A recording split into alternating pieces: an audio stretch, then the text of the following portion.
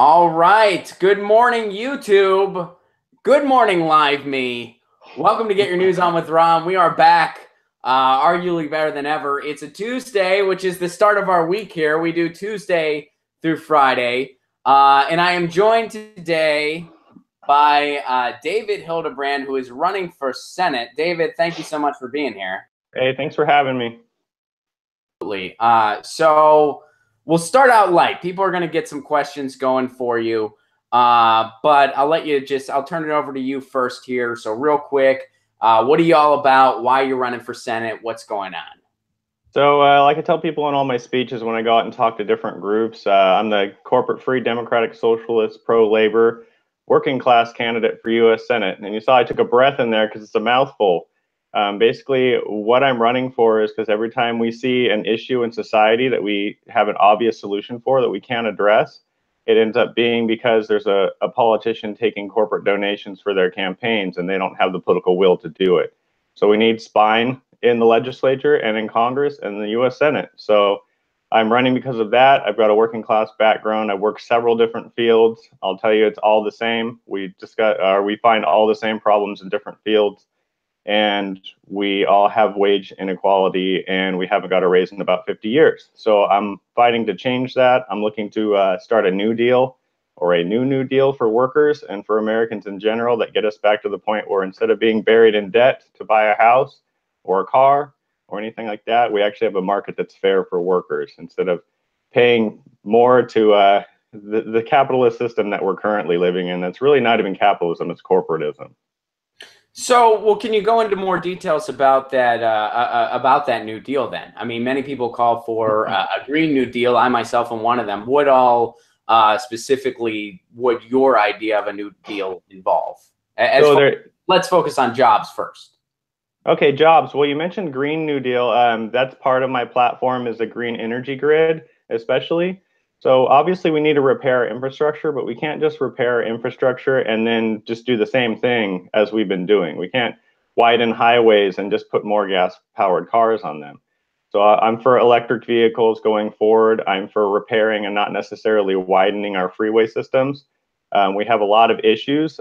We need a lot more mass transportation, mass transit in inner city areas so people can actually get where they need to go. Here in Sacramento, we have a group called SAC Transit Riders Unit that they're working with SAC RT to actually get the buses rerouted to go where they actually need to go. So we have no doubt that there's problems with our public transportation systems now. So not only do we need more of them, we need them to be efficient. So that's one of the things. To go with that, we need to switch our energy over to green energy. I back Tulsi Gabbard's OFF Act, which is 100% green energy by 2035. We can actually get it earlier than that in California because we're already most of the way there. It's just really political will again. So like Gail McLaughlin, who's endorsed me, is calling for 100% in California by 2030. So we can do that here. We already sell excess solar energy to neighboring states. So we're already ahead of the game here. It's just like it goes back to the political will and the grasp that the oil companies have over Sacramento. Oh, and if you see me looking around, don't think it's because I'm not paying attention or anything like that. It's because I'm looking over at the app because people have questions for you.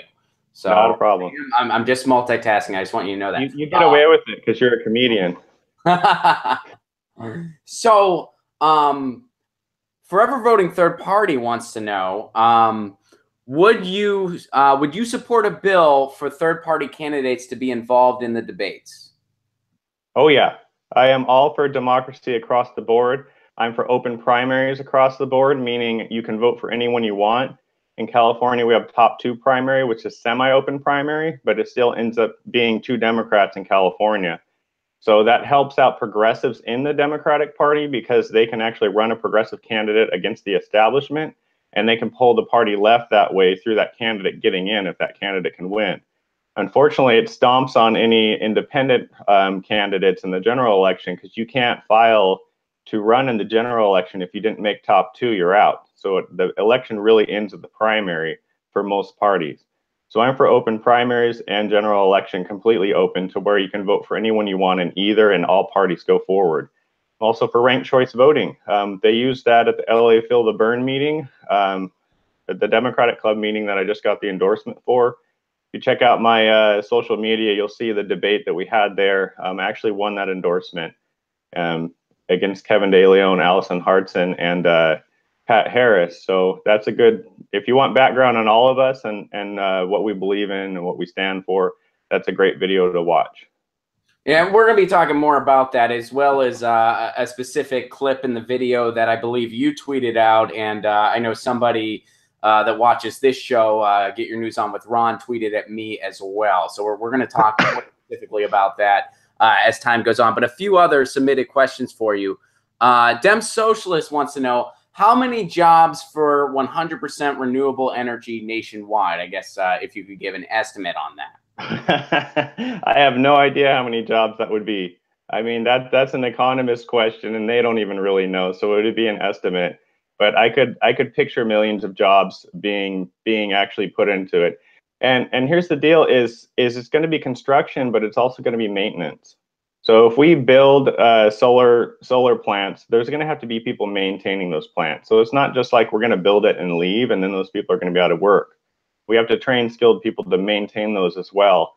If we build a nationwide high-speed rail, which don't get me into California because it's kind of a mess, but if we do things the right way and build a nationwide high-speed rail, we're going to need people to operate that full-time, 24 hours a day. Those are going to be skilled workers driving the trains. We're going to have people cleaning the trains, so that's going to be a lot of jobs as well. So a lot of staff on the train, security, all these people working all these jobs. So it's going to be a huge switchover. Obviously, we're dealing with automation going forward, so we're going to have to address that too. So there's a lot of different things that are coming up that are going to be on our plate that workers are going to have to fight against, and we're going to have to decide within society what we want to promote. So like, I'm for universal basic, well, I should say I'm not for universal basic income necessarily. I'm for basic income because I don't think that people on the upper end need that extra $1,000 or $2,000 a month. I don't see the point in taxing rich people to give them their money back.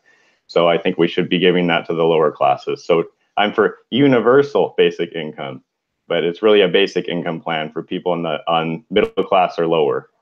Well, and another important thing to note in what you're saying, because I'm all about a Green New Deal too, is that these jobs are permanent jobs, as opposed to, when people make the economic argument or pipelines and stuff like that, these are temporary jobs most of the time.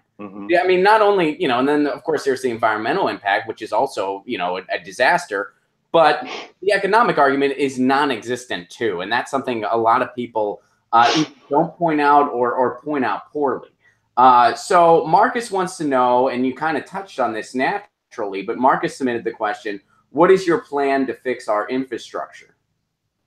Yeah, so I actually kind of gave you a broad, high level argument or platform about that. Basically, like I mentioned before, we need to restructure our public transit in cities to where it serves the people it needs. So I'll go a little more detail.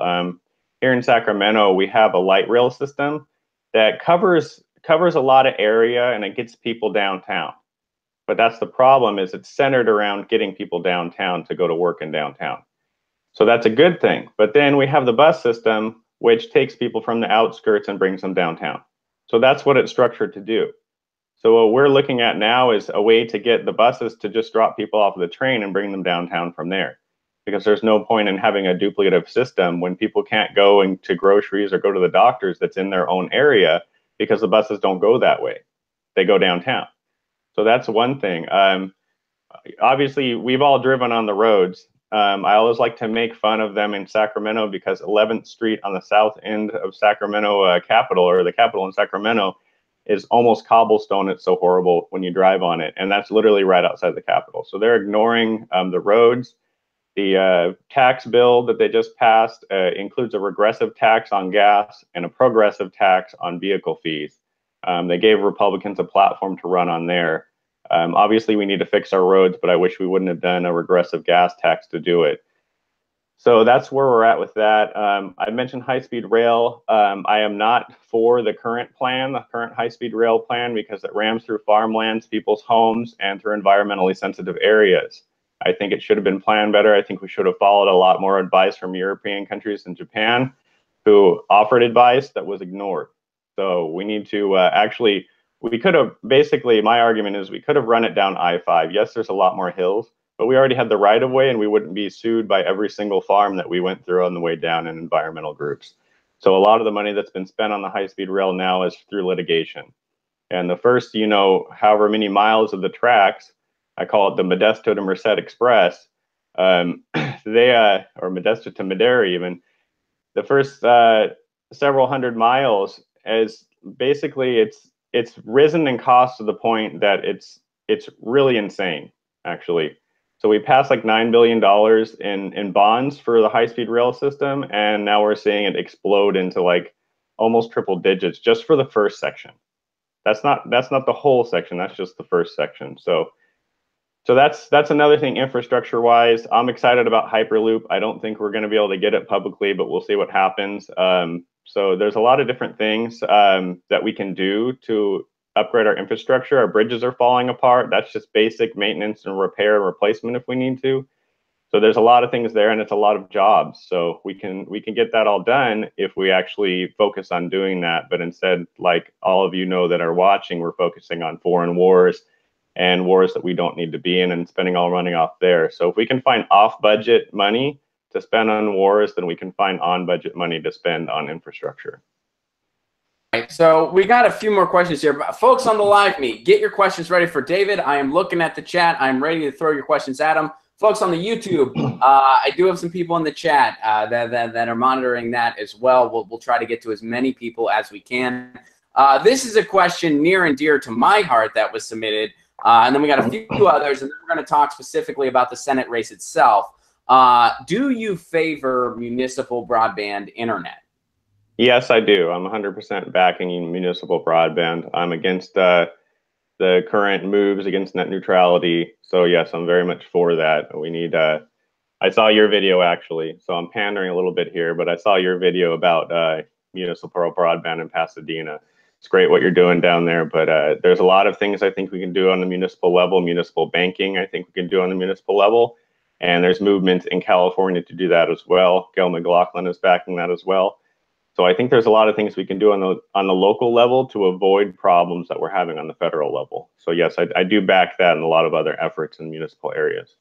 Well, do you have any insight? And if you don't, that's okay, because I mean, I think we're all still watching it unfold. But our net neutrality bill here in California, which it's a great thing that we have one. However, that bill is flawed and very susceptible to lawsuits from the FCC. Do you have any insight to that? I consider that bill a great idea and one that probably is not going to do anything for us long term.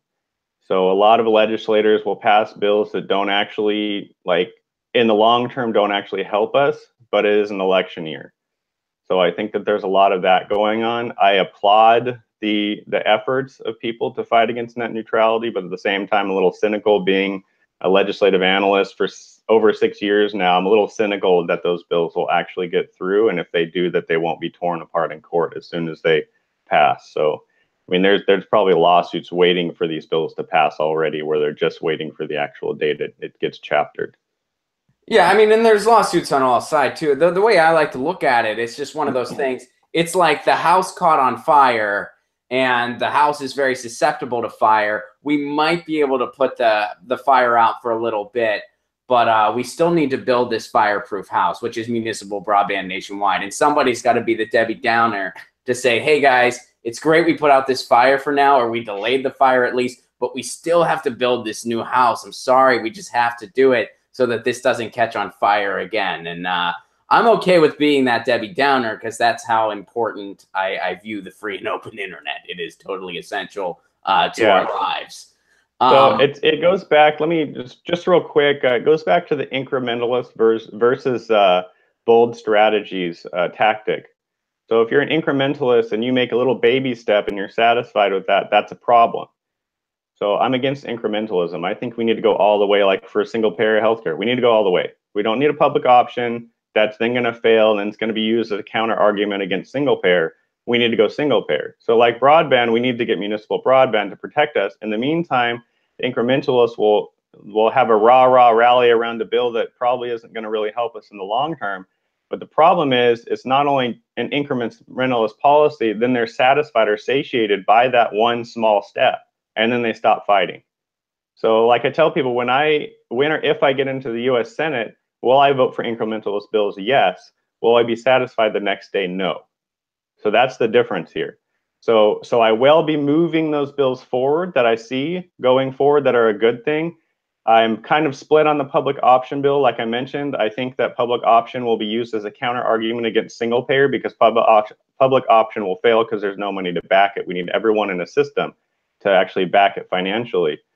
So I don't know if I would pass that one. I might put that one forward depending on the specific language. But at the end of the day, if we can pass progressive steps in steps like Bernie does with his amendments to other people's bills going forward, then yes, I will pass those bills. I will, I'll vote yes on those bills. But at the same time, the next day, I'm going to be out there, promoting single payer or promoting whatever topic it may be to the next step. So it's that satiation that some legislators have once they make that little tiny baby step. That's the issue with me.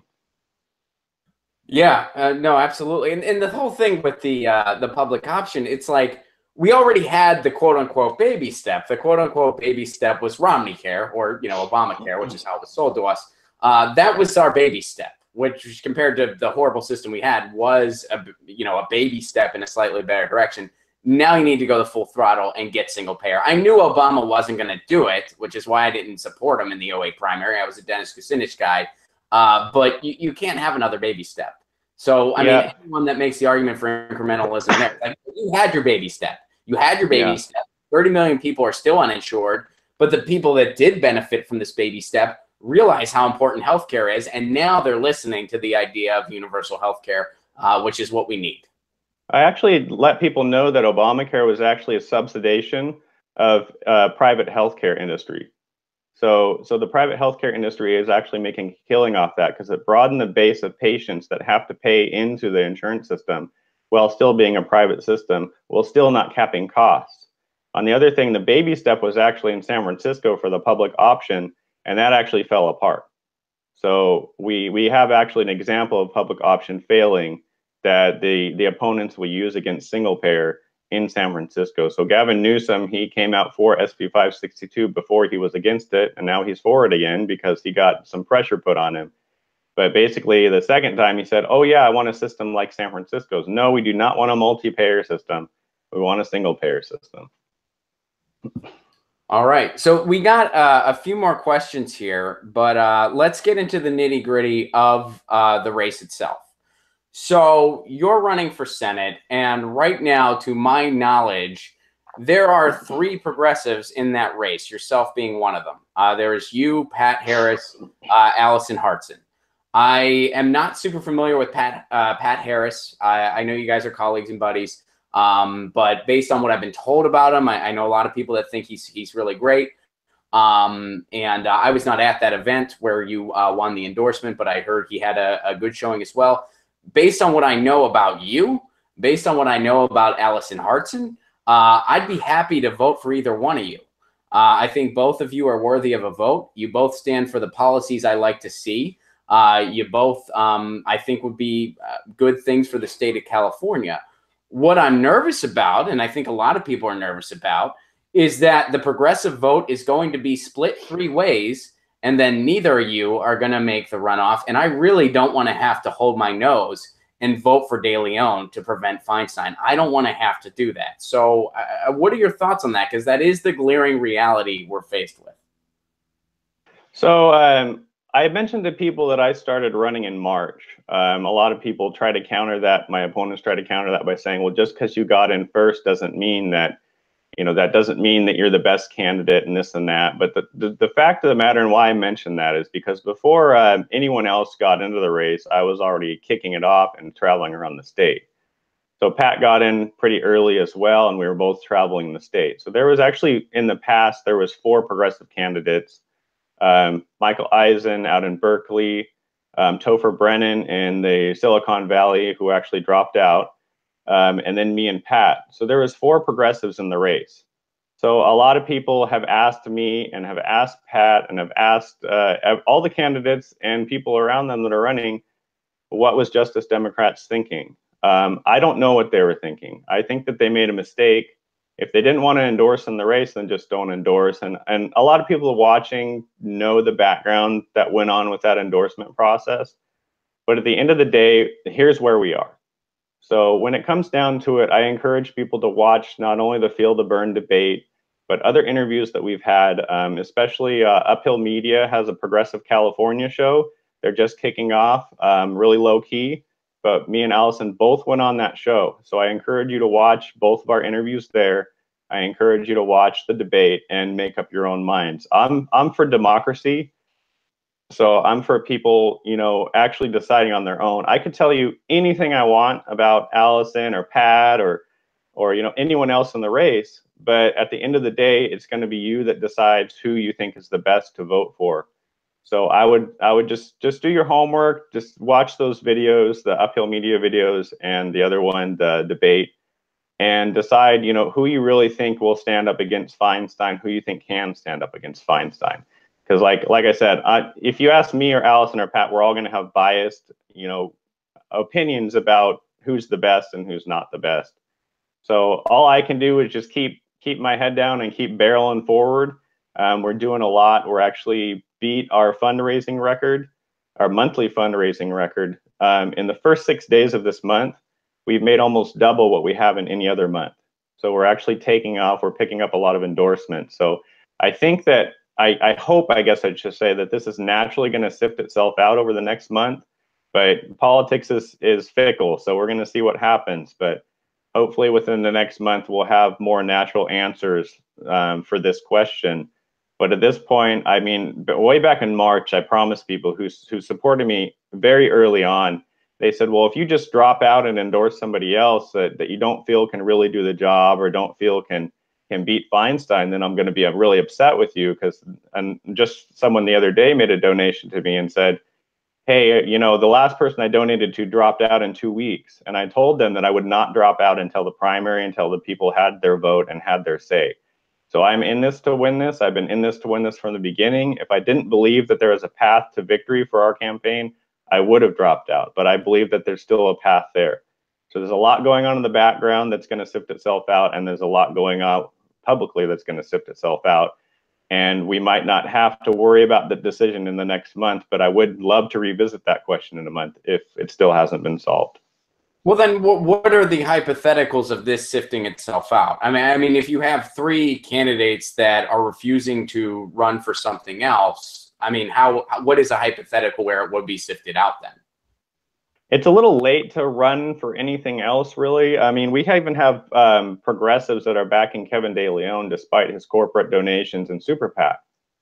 And that's, you know, that's very problematic because, I mean, we fought in 2016 for non-corporate donations. So, I mean, sifting it out, I mean, just the endorsement processes for different Our Revolution groups, DSA may not have time to get endorsements out, unfortunately, this year. They're still organizing their endorsement process. Personal endorsements, I mean, those say a lot. I've been endorsed by Gail McLaughlin and Jovanka Beckles of Richmond Progressive Alliance. So you can't get much closer to Bernie than Gail McLaughlin without actually having Bernie's endorsement. So that was a really important one for us. And she actually came to me very early on and endorsed me. And we've been doing a lot of touring together as well. And I think that the candidate, and obviously this is my own bias, but it is our strategy as well. And I think that I can actually reach across the aisle better than other candidates. And I believe that I'm going to fight the hardest among the three progressive candidates against Feinstein and De Leon. And I believe I've shown that already. We've actually fielded commercials in 4 different cities in California, tearing down Feinstein and Kevin De Leon for their corporate donations. So we've already been on MSNBC with commercials on our limited money that we have. So, I mean, getting out there and fighting and getting out there to all the areas and being in the progressive movement with the Bernie campaign and with several other campaigns since, I mean, I've been on the ground fighting, like, for not just for this campaign, but for the progressive movement in general. So you have to ask yourself, you know, where has everyone else in this race been? What have they done? And look into their backgrounds, because I can offer you a lot of information. I can offer you a lot of nuance. But like I said, at the end of the day, it's not going to be me that decides what mark or what box you check at the end of the day.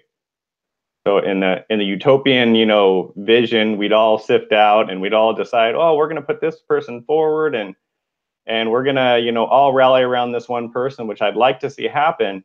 But at the same time, is that really democracy if, a relative handful of people decide who goes forward?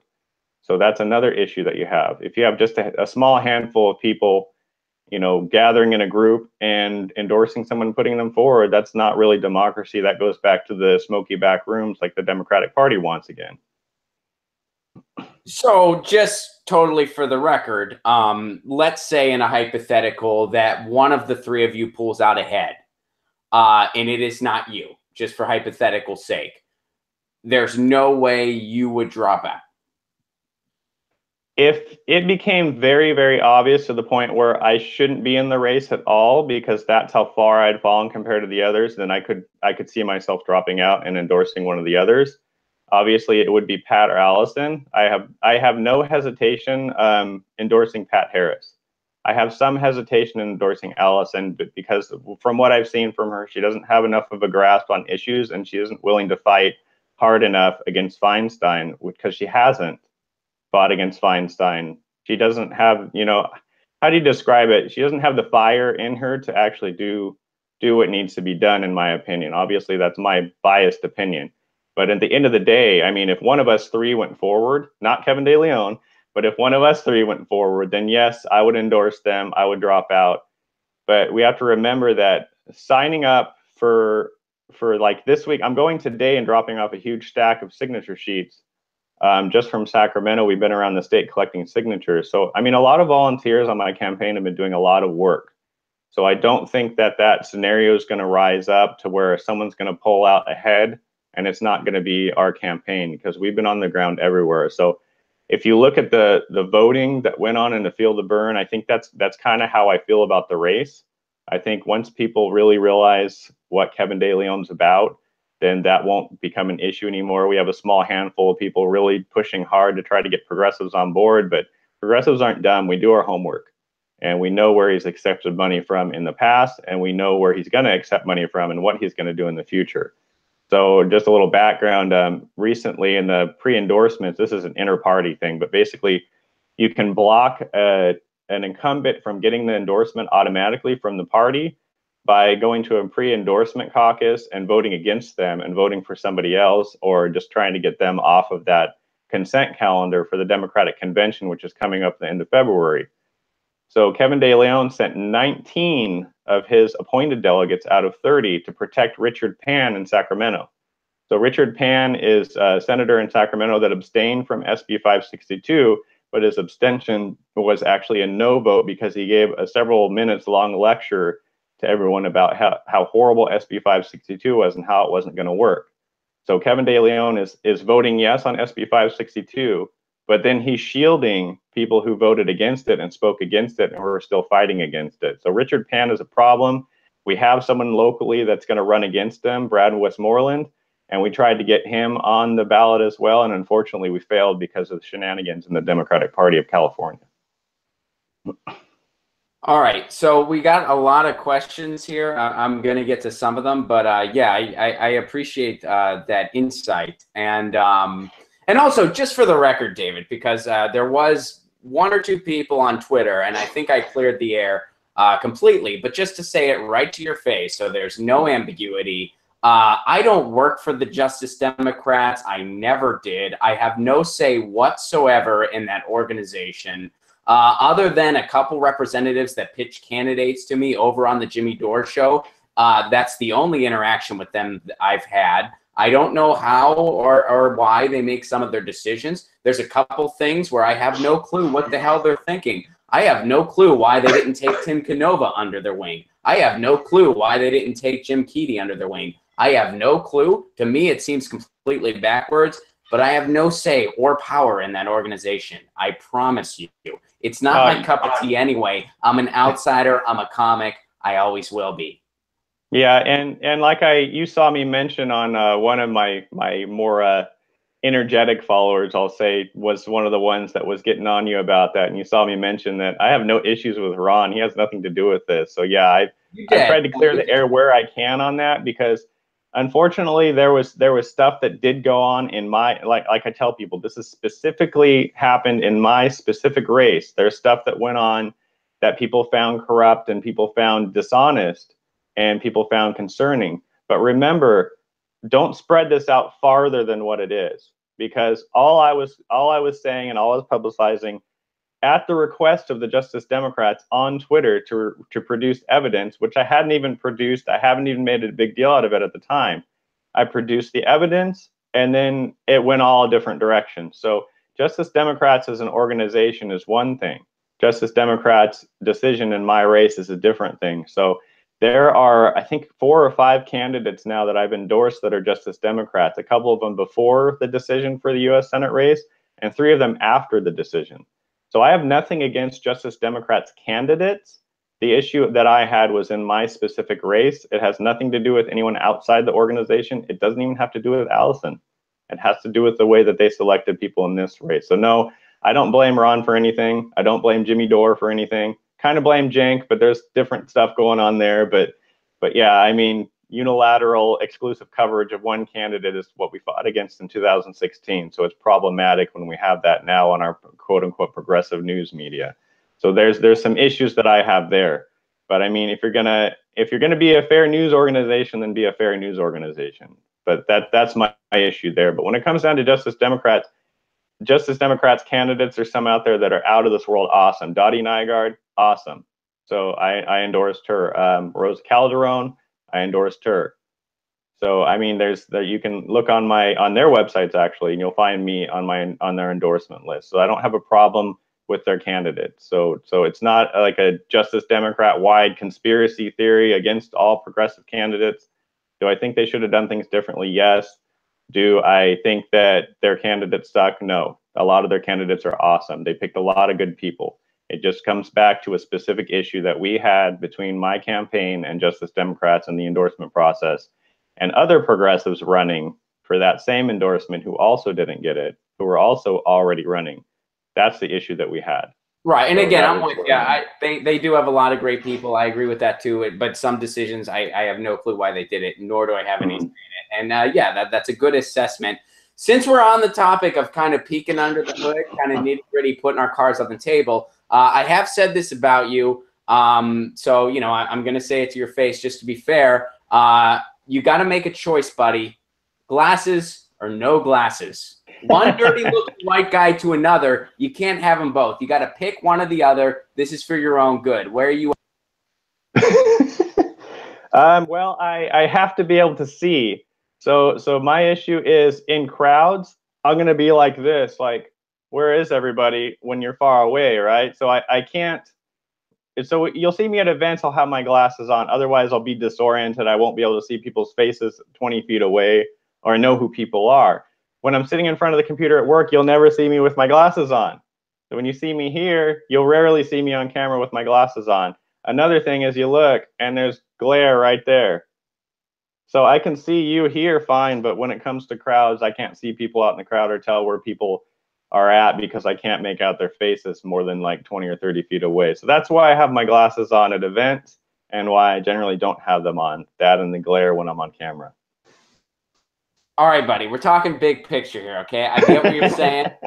There's these things called contacts. I know you know about it. I'm just saying, for aesthetics purposes, you got to choose. You can't have it both. You got to pick one or the other when you're in public and when you're doing any appearance, even if it's a streaming news show with me. Yes, thank you for your advice. I will look into it. All right, cool. Let's get back to viewer questions. And Gloomy Goblin says that you're cute both ways. Oh, thank you. And also, they ordered a free bumper sticker. They're still waiting on it. So make sure those. So I saw that message. If you want to email me at info@davidforcalifornia.com, just email me bumper sticker in the subject line and your address in the body of the email. I will send you out a bumper sticker today or tomorrow. I actually have a stack of them going out today, so I'll try to get that done. All right, so Forever Voting Third Party wants to know, can progressives agree to help the cause when it comes down to it? That might have been in specific to something specific you said, but I guess just take it as the broad, you know, can we kind of get together behind the cause when it comes down to it? I guess interpret that as you will. Can we? Yes.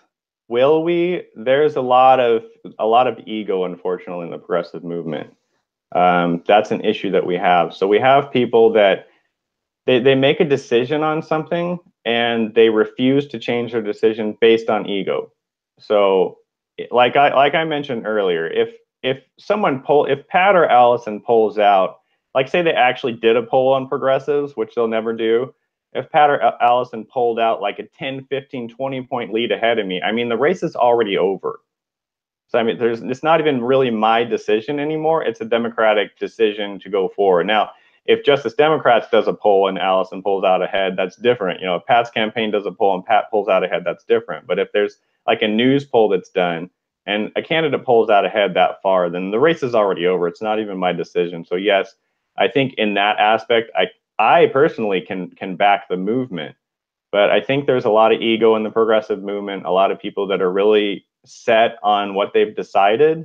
And for whatever reason, they're unwilling to change that decision. When it comes down to the issues, I think we're all on the same page. It's bringing that fire and bringing that that fight to the establishment where we're seeing some people get a little flaky.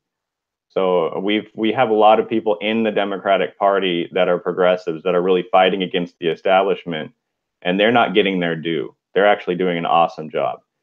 So we need to give them credit, but we need to remember at the end of the day, we are dealing with Dem Enter and Dem Exit attacking each other. We are dealing with the Green Party outside the party completely. Of course, Dem Exit is as well, and the overlap there between Dem Exit and Green. We're dealing with the Movement for a People's Party, Working Families Party, Progressive Independent Party. So the problem I see in 2018 is that we're everywhere and we're not concentrated. So I think we really need to focus on, okay, let's win 2018. I'm not asking you to vote Democratic. I'm not asking you to register Democratic. I'm just asking you to back the candidates who can win. If there's a Green in your area that can win and you want to back them, then so be it. Greens are doing great in Vallejo. One of my volunteers is a Green in Vallejo, and they're working on taking over the city council. So they're doing awesome in certain areas. So if that's the case, go for it. But when it comes down to the end of the day, I really hope that everyone will vote for the progressive in the race and everyone will come together. Will they do that? That remains to be seen. This is going to be the first election besides, you know, Bernie, a single candidate, that we're going to see whether people do that or not. So when it comes down to it, if you're comfortable with a candidate and the issues they promote, I would say ignore the party. In California, it's even easier because of the top two. You don't have to be Democratic to vote for me or any other Democrat. You can vote on in the open top two primary for anyone on the ballot. Now, the confusion that happened last election with Bernie is that's true in California, except for the presidential position. That's the only position that you can't go one party or another and vote for the other party. That's the only one.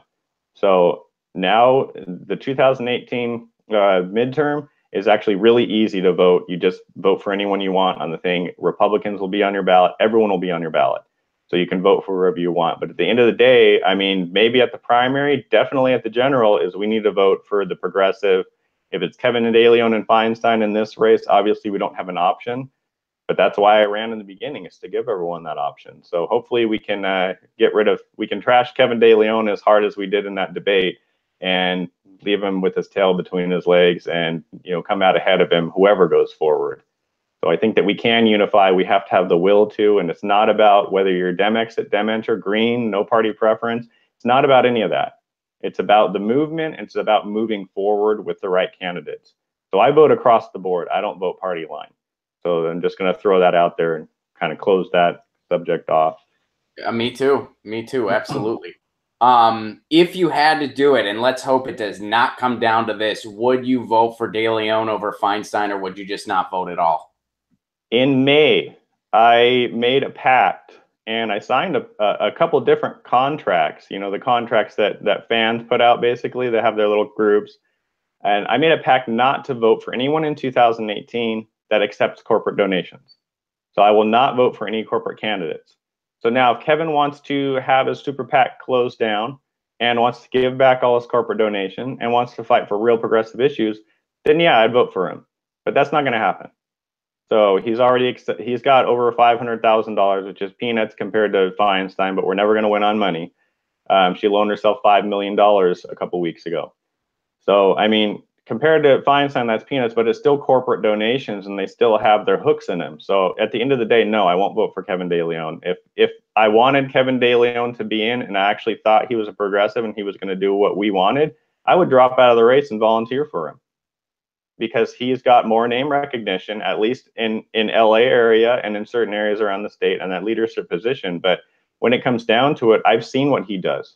I've seen what goes on in the background. I've seen incrementalism. I've seen these cheerleader bills that don't actually get what we need done at the end of the day. So I can't support that. That's just more of the same. I call Kevin De Leon Feinstein light.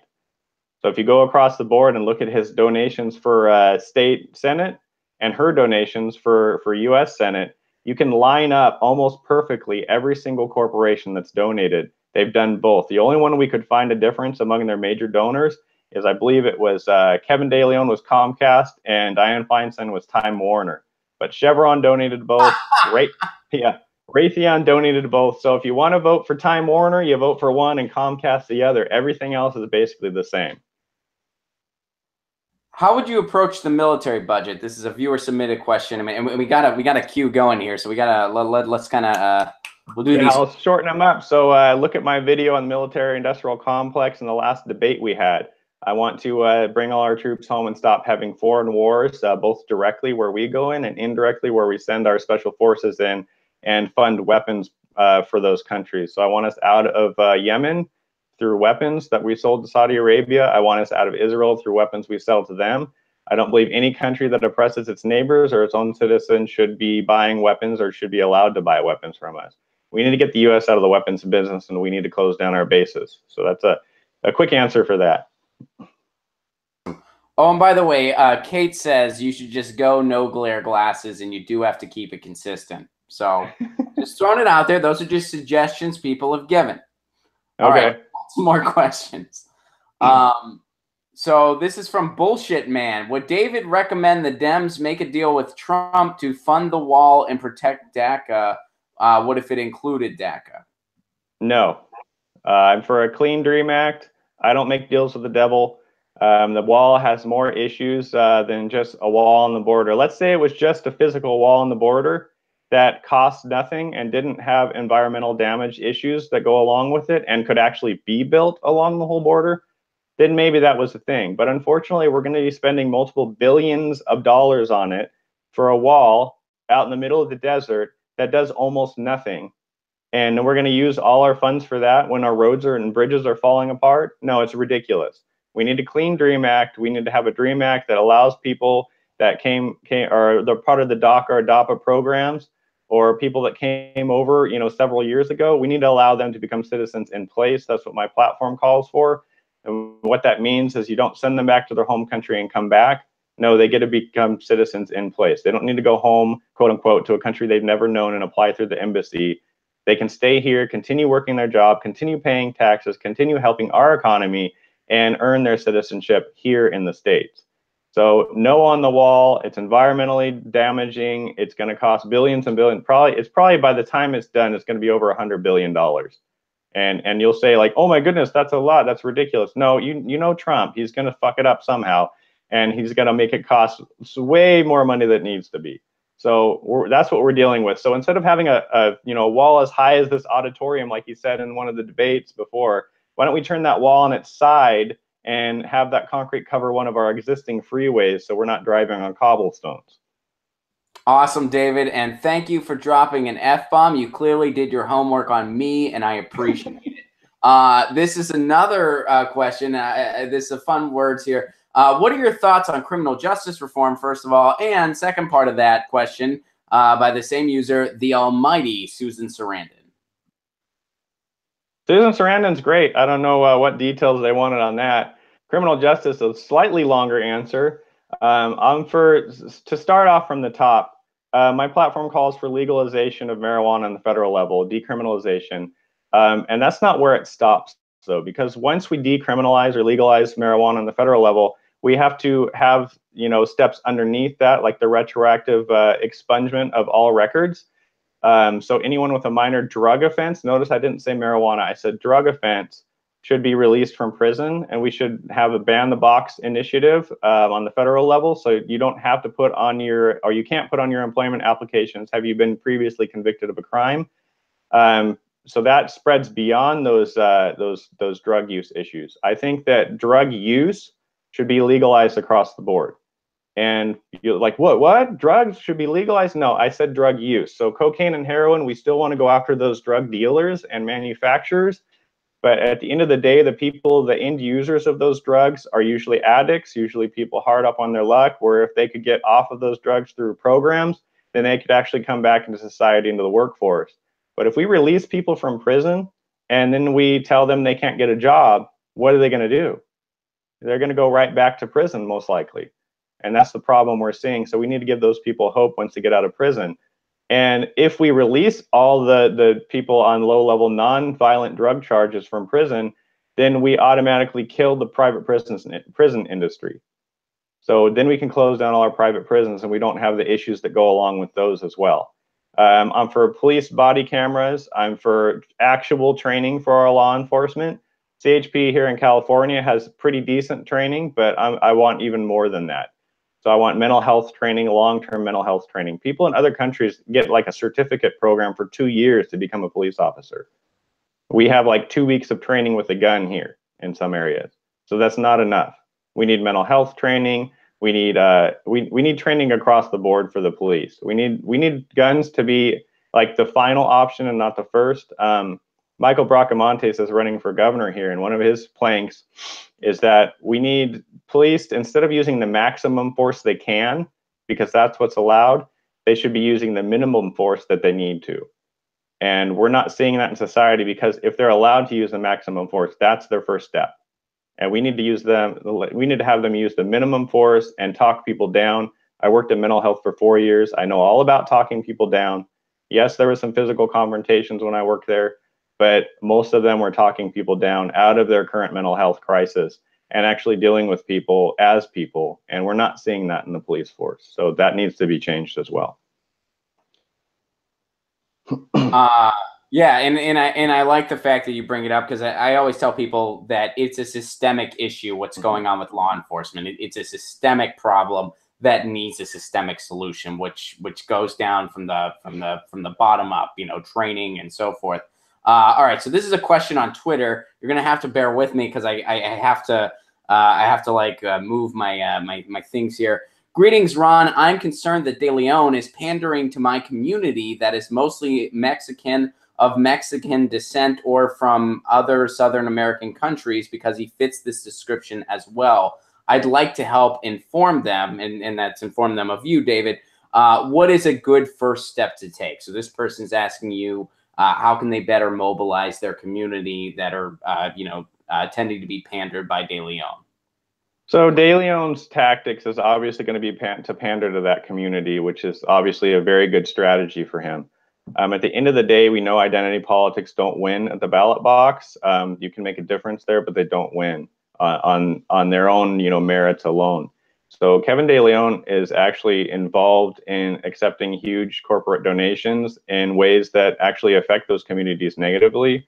In California, we have things like cap and trade that are passed by Democrats, which just moves pollution to poorer neighborhoods. So, I mean, it's kind of getting into the weeds, but when it comes down to it, if we're going to move all our pollution to poorer minority neighborhoods, and then we're going to run on identity politics, that's really hypocritical. So when it comes down to who's actually looking to help people in those communities and help the working class, Kevin De Leon's not going to do it. So if you just look at my platform versus his, you'll see that difference, like glaringly obvious, that he's not interested in helping the working class. He's interested in getting us next higher position, and that's what it boils down to. So here's another question that is sort of similar. I love this question. This is from Edwin. I'm a union member with AFS CME 3299. Absolutely. You seem to be approaching a strike. How are you going to get your messaging to unions? And a disclaimer here from Edwin. My fellow members still support establishment Democrats, and their union endorsed Clinton. So my union endorsed Clinton when I was when I was a union member. I actually just received a promotion a couple months ago, so now I'm no longer in a union. But locally, I join all the strikes for the unions. One thing I will say about unions is there's some unions that are very top down. They don't ask their members who to endorse. So for union members that want an actual, like a candidate who's going to fight for them and fight for the people, they need to put pressure on their own unions to actually act in a more democratic way and ask their members what they want. So there obviously are some problems with this because unions aren't all full of leftists. There's people in your field that are Republican. There's Trump supporters even. So there is some risk to opening up a democratic process within the union where the members actually hold a vote on who to endorse. But at the same time, remember, we want democracy and fairness. We don't want top-down control. So when I was in SAIU 1000, they ended up going for Hillary as well.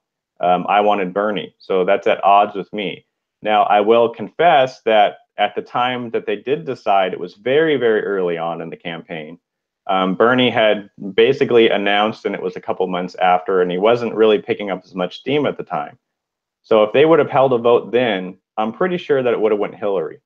But at the same time, they would have asked their members, and they would have actually got their members' involvement in that. So we have a case coming through soon called the Janus case in the Supreme Court that cuts fair share dues, cuts that out of the picture, and is most likely going to pass because we have a Republican Supreme Court. That cuts fair share, and what that is basically right now you can pay a fair share dues in most unions to stay in that union if you're in a public union, which means you pay just what it costs to do contracting processes and get your benefits and everything through that, but you don't pay that extra amount for politics.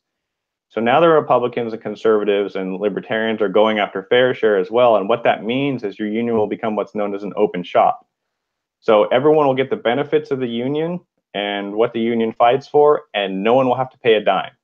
So what it does is it undermines unions. So what I've been talking to about unions, locally at least, is we need to get out in front of this case, and we need to democratize our unions to the point where people find value and feel that they have a say in that union. Because if Janus passes, then we're going to have open shop. We're going to see probably like a 40 to 50% decline in dues paying members to unions, because if they don't have to pay, and we're living currently, the market's going crazy, and we're living in a society where wages haven't increased in 50 years, they're going to look and say, well, I need that extra money, and they're going to use that money elsewhere instead of paying to their unions. So there's a lot of people that were in my union, SEU 1000, and that's they're Democratic or leftist, and that's their mindset because they don't feel like they've been heard. So, I mean, we have a lot of problems in unions and the Democratic Party about not having democratic processes. Well, we need to hit those head on before these changes happen. Otherwise, we're going to be, we're going to be out of the game completely. Oh, there we go. Unmuted. Perhaps you can speak on this. I know recently there was a there was a statement that the unions are no longer just kind of automatically given the endorsement to the Democrat anymore. There's going to be a more fluid process. Are you familiar with that? I haven't heard that yet, but that would be very good if that's the case in unions. I think all unions should do that across the board. Like I said, there is some risk for leftists in that, because you do have people in unions that actually would have voted for Trump or would vote for Republicans or libertarians or what have you. But at the same time, what are we going for here? Are we going for democracy, or are we going for my way or the highway? And that's the thing is we want to help people. Those people in that union are always going to vote for their benefits to get themselves ahead, and that's going to bring everyone else around them, even non-union workers, up. So if we get people involved in the unions, no matter what party they're a member of, they'll see the value of a union. They'll see the value of being part of that group and collective bargaining, and then they'll promote that, and that in turn will bring us to a more, democratic socialist society. Yeah, and the other thing too, I mean, part of the reason I think the Democrats have gotten to be what they've become, which is not a party of the working class, and there's folks in Dem Enter doing what you're doing, and then there's other folks on doing different approaches. I support all the above. I think that we gotta throw everything we got at this, and I vote policy, not party. But there's part of the reason we've gotten to this point is because there's just been this assumed vote. They think that the union vote is guaranteed because, hey, we're less awful than the alternative, at least in words. And that's got to go away to really push forward. Even if it might hurt a little bit in the short run, it's still got to go away. Yeah, that's got to go away. And also corporate funding in the Democratic Party's got to go away. There's a recent report that came out that they voted to not have corporate donations for the DNC. I haven't researched that yet. I kind of doubt that that's actually going to happen. It looks like we're going in and out for a second. You're in. Okay. So yeah, that may have happened, but at the end of the day, the Democratic Party is known for turncoating at the last minute and just doing what they've always done. So what I tell people is the Democratic Party could stop taking corporate donations tomorrow, could completely change their leadership and do everything we want them to do, get rid of superdelegates, which we need to do, all of them, not just part of them, and completely reform the party. And there's still going to be a waiting period where people aren't going to join the Democratic Party because of the past, issues that they've had and the reasons that they've left. So we actually are going to have some downtime in there. I really wish we would have taken that downtime after 2016 and reformed the party then and actually made those changes. So we'll be on the ground in 2020.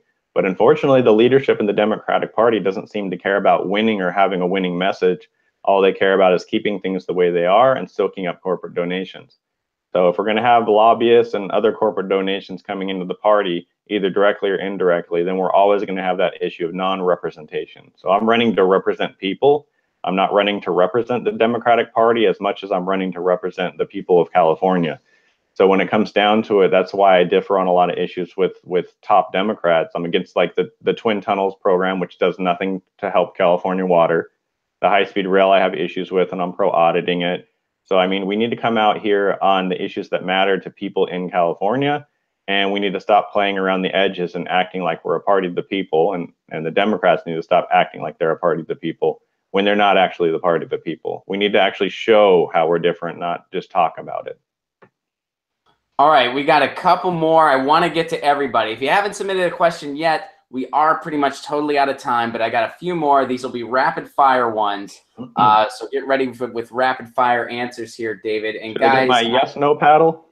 We could. I mean, in the future. And you know what? Unlike some of the people you were on the stage with, well, actually, just one of the persons you were on that stage with, you know how to use that thing. You're going to put it up and you're going to say yes or no. You're not going to be, oh, that was so nauseating to watch. Guys, check out the clip. Except on the Russia one. I did flip a little on the Russia one because of the way the question was brought forward. So I didn't see that clip. I won't hold that against you, though. Sometimes if a question's foggy, I get that. Do you support worker co-ops? Yes. Let's see here. I want to make sure I get the wording right on all this. Do you support worker ownership laws like the right of first refusal? I'm honestly going to have to go into that. I'm going to research that a little bit more. I can't give you an answer right now. If you have a little background on it right away, then I'd probably be able to give you an answer. Where do you stand on bail reform? Yeah, I'm not necessarily fluent in that either. So where do you stand on bail reform? So bail reform, I'm fluent in. I'm for a cash-free bail system based on the criminal background of that individual and the risk they have on society, so they won't have to pay cash to get out of prison. We're having some serious opposition from bail or bail bondsmen on those movements going forward, but we need a cash-free bail system. Having $300,000 to get out of prison does not make you less of a risk. We actually had a shooter recently that got out on $300,000 bail and then went on a shooting spree. So obviously the bail reform, or we need bail reform. The bail system is broken and doesn't stop any crimes from happening. All right, so last question, and I'm going to alter this question a little bit to make it a little more broad for you, so it's like a cool way to end.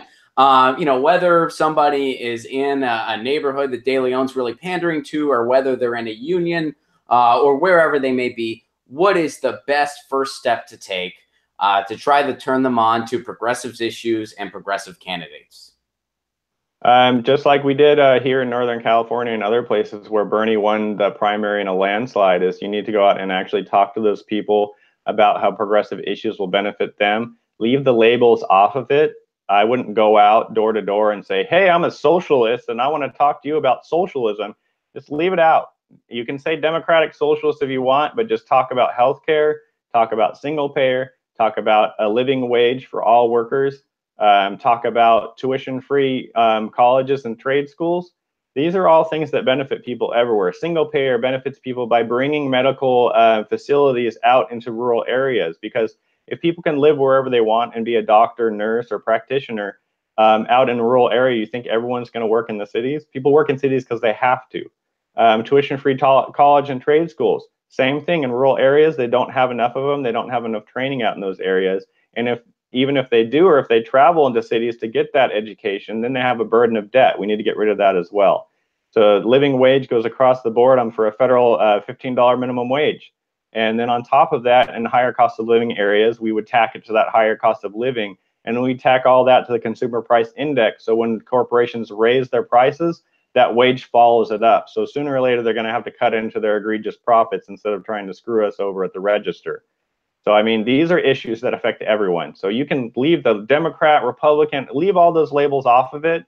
It's all about marketing. Tell people, you know, this is the programs that I support, meaning you support, and tell them what candidates support those programs, and leave the party structure and the group structure and the labels out of it. Just market to them what will benefit them, and they will agree. This is what I've seen. I've had Republicans and Greens back my campaign.